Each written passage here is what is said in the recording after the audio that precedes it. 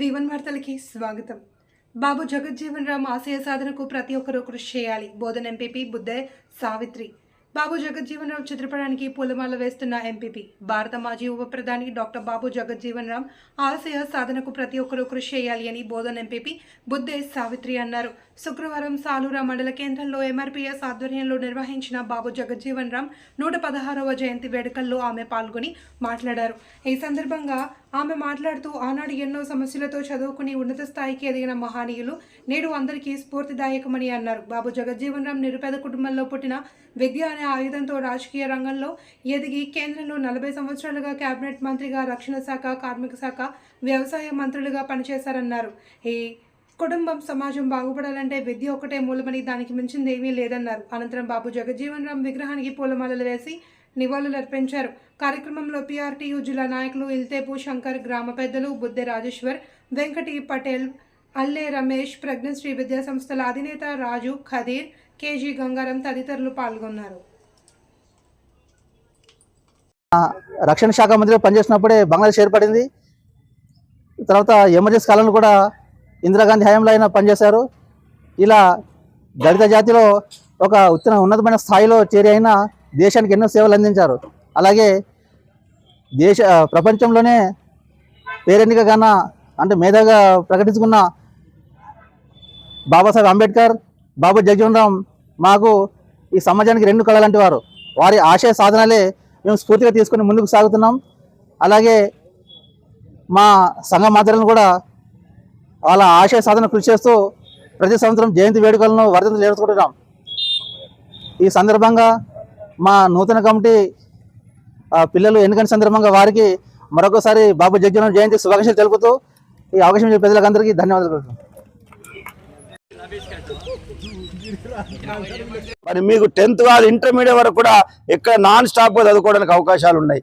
ఇవన్నీ ఉపయోగించుకొని దయచేసి మనం ఏదైనా మాట్లాడుతున్నాం, జయంతి చేస్తున్నాం, ఈరోజు ఒక దండ వేస్తున్నాం, వెళ్ళిపోతున్నాం, తర్వాత మన పిల్లల్ని పట్టించుకునే పరిస్థితి లేదు.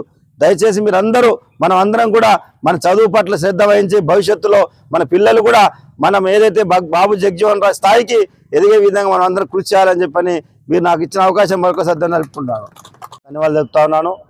మరి అందరి ఇంతకుముందు సార్ చెప్పినట్టు అన్ని విషయాలు సార్ చెప్పారు.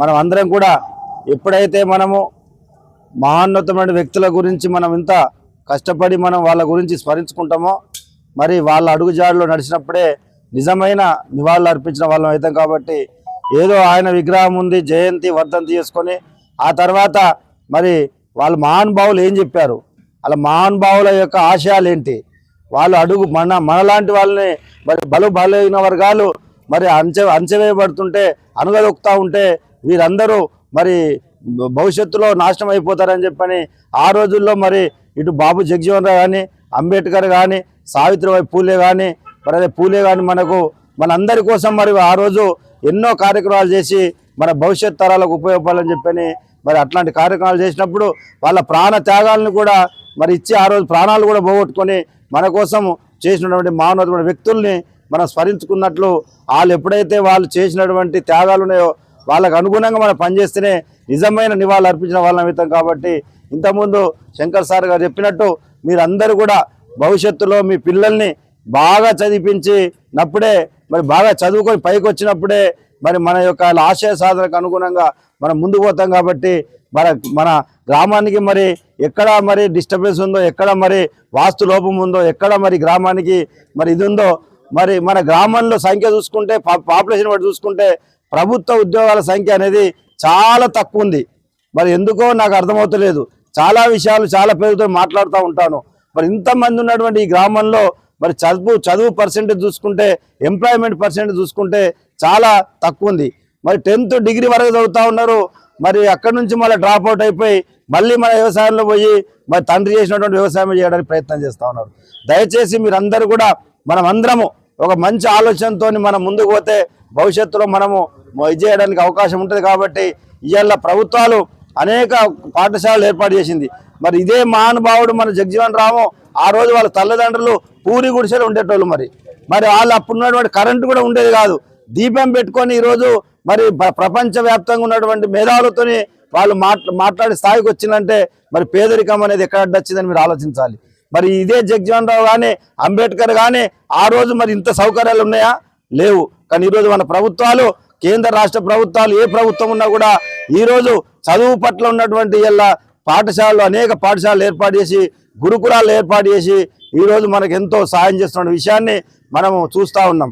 మరి మీ పిల్లల్ని కూడా మరి గురుకుల పాఠశాల చేర్పిస్తే ఒక విద్యార్థి పైన ఈరోజు సుమారు 1,00,000 నుంచి 1,25,000 రూపాయలు ఇలా గవర్నమెంట్ స్పెండ్ చేస్తుంది గురుకుల పాఠశాలలో. మరి మీరందరూ కూడా ఒకవేళ మీకు ఒకవేళ డబ్బులే పరిశాన్ ఉంది, చదువుకునే పరిస్థితి లేదనుకున్నప్పుడు మీ పిల్లల్ని మరి కొంచెం 4వ తరగతిలో మరి 6వ తరగతిలో 7వ తరగతి బాబు జగజీవన్ రామ్ గారి జన్మదిన సందర్భంగా మరి వారికి ఈ గ్రామ ఎంఆర్పిఎస్ ఆధ్వర్యంలో ఏర్పాటు చేసినటువంటి సమావేశానికి మరి అధ్యక్షత వహించినటువంటి అధ్యక్షులు చంటి గారికి, మరి మా కార్యక్రమంలో పాల్గొన్నటువంటి ఎంపీపీ సోదరిమణి సావిత్రి రాజేశ్వర్ గారికి, మరి ఇతర గ్రామ పెద్దలకు, మరి ఎంఆర్పిఎస్ సోదరులకు ప్రతి ఒక్కరికి కూడా పేరు పేరు నమస్కారాలు. మరి అందరికి కూడా జగజీవన్ రామ్ గారి బర్త్డే సందర్భంగా శుభాకాంక్షలు తెలియజేస్తూ, మరి వారి యొక్క